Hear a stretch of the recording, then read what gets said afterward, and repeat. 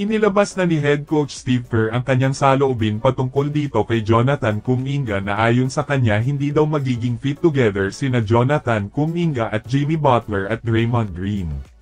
Sa sinabi ni Coach Steve Kerr ay para na ring sinasabi niya na hindi talaga nababagay si Jonathan Kuminga sa Golden State Warriors.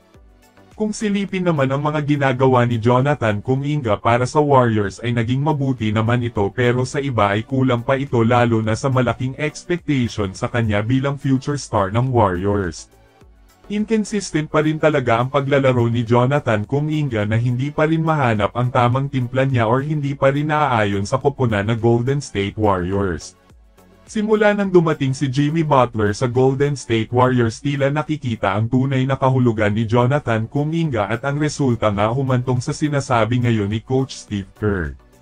Kung silipin naman ang pagdating ni Jimmy Butler sa Warriors ay naging mabuti ito na may kasabay sa magandang paglalaro ni Brandon Podziemski, na tumaas ang bilang ng mga numero nito lalong-lalo na sa puntos at parang binibigyan pa siya ng pagpapahalaga kumpara dito kay Jonathan Kuminga.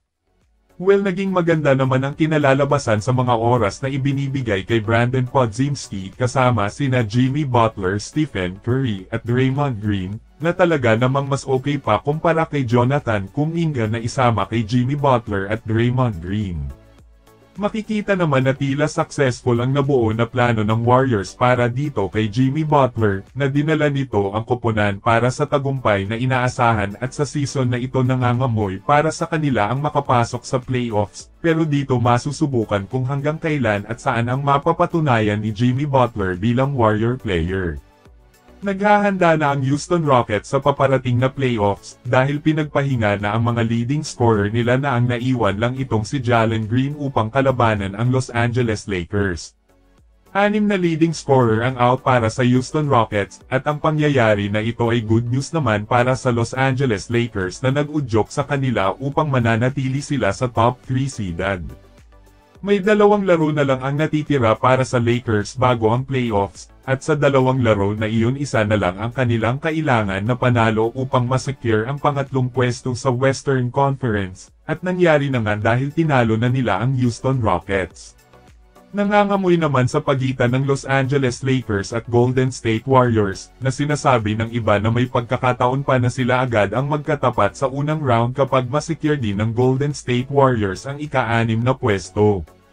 Mukhang nakaka-excite agad ang unang salpukan para sa Western Conference dahil ang natitira ay literal na malakas, biruin nyo naman kasi ang natitira na koponan upang makipaligsahan para sa panalo. Nalalapit na ang pagtatapos ng regular season at mag-uumpisa na ang daan para sa tunay na tagumpay sa season na ito, well aabangan na lang natin kung sinong koponan ang mapalad sa pag-abot ng kampyonato sa season na ito.